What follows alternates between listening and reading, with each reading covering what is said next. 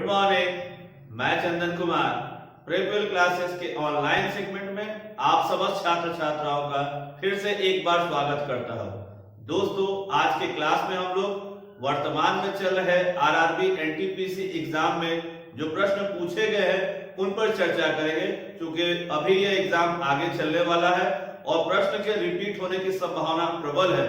इसलिए इस वीडियो को शुरू से लेकर के अंत तक ध्यान से देखें, वीडियो को स्किप ना करें। तो स्टार्ट करते हैं आज के पहले प्रश्न की ओर। आज का हमारा पहला प्रश्न साथियों, सती प्रथा के उन्मूलन के समय गवर्नर जनरल। भारत में सती प्रथा के उन्मूलन के समय भारत का जो गवर्नर जनरल थे वो कोई और नहीं, लॉर्ड विलियम बेंटिक थे। लॉर्ड विलियम बेंटिक 1829 के समय में भारत में सती प्रथा का अंत हुआ और सती प्रथा के अंत में भारत के बहुत बड़े सामाजिक कार्यकर्ता के रूप में, राजनेता के रूप में जाने जाने वाले राजा राम मोहन राय का नाम भी अग्रणी है। याद रखेंगे, सती प्रथा के उन्मूलन के समय भारत में गवर्नर जनरल कौन था? Lord William Bentinck. अगला प्रश्न साथियों, चंद्रगुप्त द्वितीय, जिन्हें हम लोग विक्रमादित्य के नाम से भी जानते हैं, के नवरत्न थे, मतलब उनके दरबार में कौन से प्रमुख नवरत्न थे? तो याद रखेंगे, नाम है उनका धनवंतरी, छपड़क, वररुचि, घटकपर, शंकु, बेताल भट्ट, कालिदास, वराहमिहिर और अमर सिंह। तो याद रखेंगे, चंद्रगुप्त के दरबार में ये नवरत्न हुआ करते थे। अगला प्रश्न साथियों, अशोक के प्राचीन शिलालेख किस भाषा में थे? ये काफी महत्वपूर्ण प्रश्न है, इसे दोबारा पूछा गया है। तो याद रखेंगे, अशोक के जो प्राचीन शिलालेख थे, पूर्वी क्षेत्र में जो शिलालेख थे वो मगधी भाषा में ब्राह्मी लिपि का उस पर प्रयोग किया गया था, जबकि पश्चिम के साइड में जो पश्चिमी क्षेत्र है वहां पर खरोष्टी लिपि का प्रयोग किया गया था अशोक के शिलालेखों में। अगला प्रश्न है, यूएनओ के 8वें महासचिव। याद रखेंगे, यूएनओ का फुल फॉर्म होता है साथियों यूनाइटेड नेशन ऑर्गेनाइजेशन। यूएनओ दुनिया की सबसे बड़ी संस्था है और यह एक वैश्विक संस्था है जिसका जन्म सेकेंड वर्ल्ड वॉर के बाद होता है 24 अक्टूबर 1945 को। याद रखेंगे, यूएनओ के जो 8वें महासचिव थे बान की मून। बान की मून जो दक्षिण कोरिया के थे। वर्तमान में जो सचिव है वो 9वें क्रम के हैं और 9वें जो महासचिव है उनका नाम है साथियों एंटोनियो गुटेरेस, जो पुर्तगाल देश के हैं। तो याद रखेंगे, यूएनओ के 8वें महासचिव बान की मून, जबकि वर्तमान में कौन है साथियों? तो एंटोनियो गुटेरेस। अगला प्रश्न है साथियों, राज्य पुनर्गठन अधिनियम कब पारित हुआ? काफी महत्वपूर्ण है, याद रखें, राज्य पुनर्गठन अधिनियम 31 अगस्त 1956 और राज्य पुनर्गठन अधिनियम के आधार पर, भाषा के आधार पर जो पहला राज्य गठित हुआ था वो कोई और नहीं, आंध्र प्रदेश था। और उसी आंध्र प्रदेश का 2 जून 2014 को विभाजन हो जाता है और एक नया राज्य जन्म लेता है जिसका नाम कहलाता है तेलंगाना। याद रखेंगे, राज्य पुनर्गठन अधिनियम कब पारित हुआ था? तो 31 अगस्त 1956। अगला प्रश्न है, भारत के पूर्वी तट पर सबसे पुराना कृत्रिम बंदरगाह। याद रखेंगे, बंदरगाह 2 प्रकार के होते हैं, एक होता है प्राकृतिक और दूसरा होता है कृत्रिम। और संपूर्ण भारत को अगर देखा जाए तो उसमें 13 बड़े बंदरगाह है। उसमें से एक जो बंदरगाह है जिसका नाम है चेन्नई बंदरगाह, जिसे प्राचीन समय में मद्रास भी कहा जाता है और यह तमिलनाडु राज्य में है और यह एक कृत्रिम बंदरगाह है। तो याद रखेंगे, भारत, संपूर्ण भारत में 13 बड़े बंदरगाह है और उसमें चेन्नई बंदरगाह भी एक बड़ा बंदरगाह है, परंतु यह जो बंदरगाह है वह एक कृत्रिम बंदरगाह है। अगला प्रश्न साथियों, यूएनओ ने कौन सी संस्था को 1994 में निलंबित किया है? यूनाइटेड नेशन की साथियों 6 संस्थाएं हैं, 6 उसके अंग माने जाते हैं। उसके द्वारा जो है संयुक्त राष्ट्र न्यास परिषद को क्या कर दिया गया? भंग कर दिया गया। कब? 1 नवंबर 1994 को। तो याद रखेंगे, न्यास परिषद जो है उसे क्या कर दिया गया? भंग कर दिया गया है 1994 में। अगला प्रश्न साथियों, ये काफी महत्वपूर्ण है, पब्लिक सेक्टर की सबसे बड़ी बैंक। याद रखें, भारत में जो सार्वजनिक क्षेत्र की सबसे बड़ी बैंक है वो कोई और नहीं, स्टेट बैंक ऑफ इंडिया है। और स्टेट बैंक साथियों जो है वो भारत में सबसे ज्यादा शाखाओं वाला भी बैंक है। तो याद रखेंगे, पहले स्थान पर एसबीआई है, जबकि दूसरे स्थान पर पंजाब नेशनल बैंक है और तीसरा है बैंक ऑफ बड़ौदा। याद रखेंगे। अगला प्रश्न है, कौन सी पर्वत श्रृंखला के बाद पश्चिमी मरुस्थल आता है? याद रखेंगे, प्रश्न है कौन सी पर्वत श्रृंखला के बाद पश्चिमी मरुस्थल आता है? तो याद रखेंगे अरावली पर्वत श्रृंखला, याद रखेंगे अरावली पर्वत श्रृंखला। आपको बताना चाहेंगे कि भारत में जो अरावली पर्वत श्रृंखला है वो उसको देखेंगे तो गुजरात से लेकर के दिल्ली के जेएनयू कैंपस तक फैला हुआ है और ये विश्व की सबसे प्राचीनतम पर्वत श्रृंखलाओं में से एक है। और अरावली पर्वत श्रृंखला की जो सबसे ऊंची चोटियों में से एक गुरु शिखर चोटी राजस्थान राज्य में है और इसी पर्वत श्रृंखला के बाद पश्चिमी मरुस्थल शुरू होता है। और याद रखेंगे भारत में थार का मरुस्थल है, थार का मरुस्थल जो है वो भारत में भी है और उसका कुछ हिस्सा पाकिस्तान में है, लगभग 90% हिस्सा भारत में है। और इसकी भी एक खासियत है कि थार का जो मरुस्थल है विश्व में सर्वाधिक सघन कहे जल घनत्व वाला मरुस्थल है, तो याद रखेंगे। अगला प्रश्न है दक्कन का पठार में कौन सी मिट्टी पाई जाती है? याद है दक्कन के पठार में साथियों काली मिट्टी पाई जाती है। कौन सी मिट्टी? काली मिट्टी। अगला प्रश्न है डायनमो की खोज किसने की थी? साइंस रिलेटेड प्रश्न है, याद रखिए डायनमो की खोज माइकल फैराडे ने 1831 में किया था। अगला प्रश्न है कंप्यूटर का ब्रेन, याद है कंप्यूटर का ब्रेन सीपीयू कहलाता है।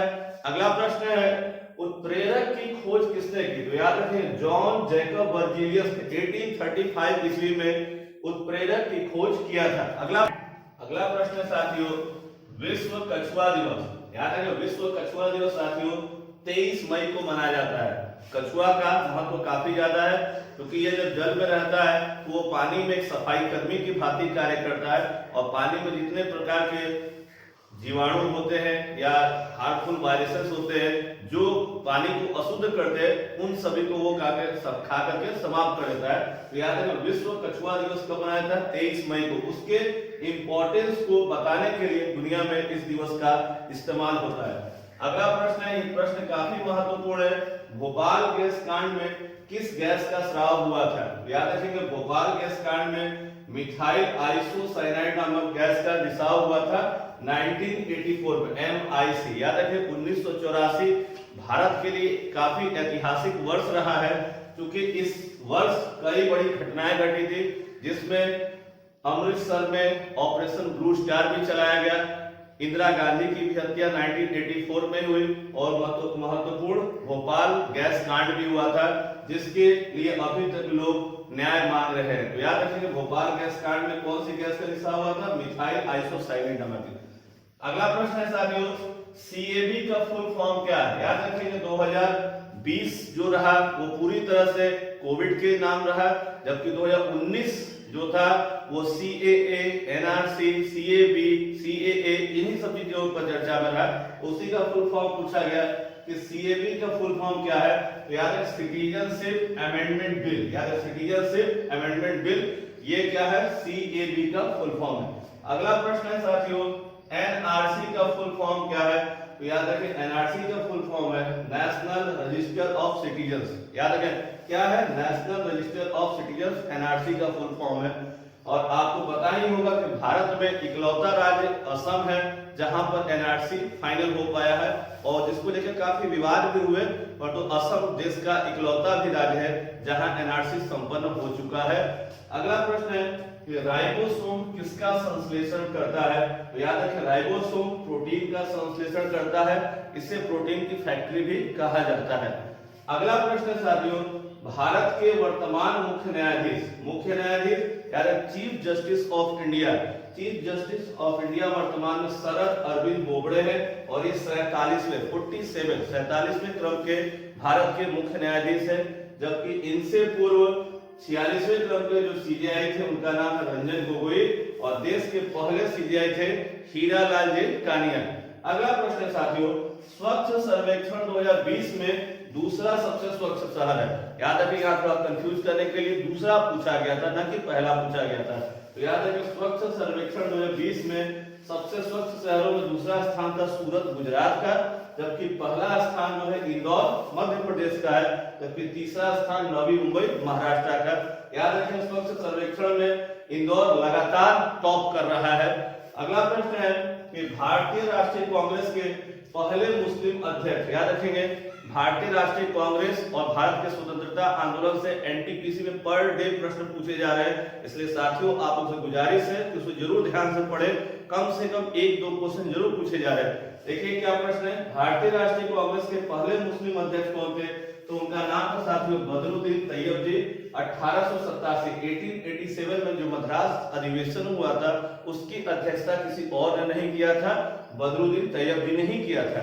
अगला प्रश्न क्या पूछा है, 2018 एशियन गेम में सबसे अधिक मेडल किसने जीता है, तो याद रखेंगे 2018 एशियन गेम में सबसे ज्यादा मेडल किसने किया जीता है, तो चाइना ने जीता है, जबकि भारत इस वर्ष जो सूची में था वो 8वें स्थान पर था।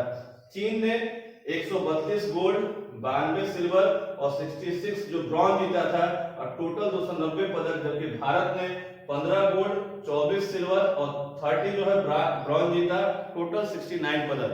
आपको बताना चाहेंगे कि 2022 में जो एशियन गेम चाइना में ही होने वाले हैं। अगला प्रश्न है कि जनसंख्या की दृष्टि से सबसे बड़ा राज्य, ये प्रश्न बार बार पूछा जा रहा है, तो यार जनसंख्या की दृष्टि से सबसे बड़ा राज्य उत्तर प्रदेश है, जबकि उसके बाद दूसरे स्थान पर महाराष्ट्र है, तीसरे स्थान पर बिहार है।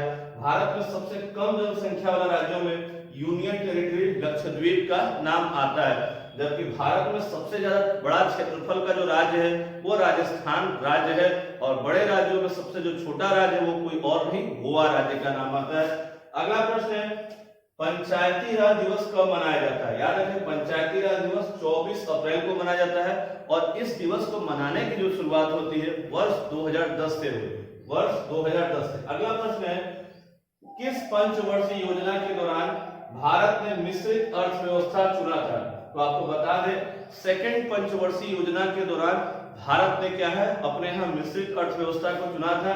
भारत में जो दूसरी पंचवर्षीय योजना थी 1956 से 1961 के बीच में चली थी, जबकि पहली पंचवर्षीय योजना 1951 से 1956 के बीच चला।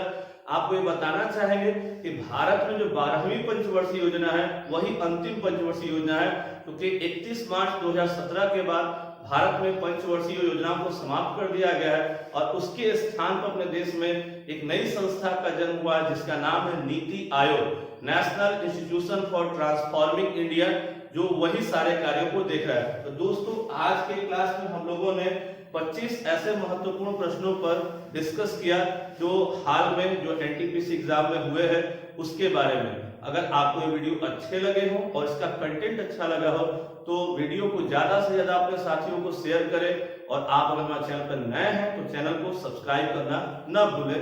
धन्यवाद दोस्तों, नमस्कार।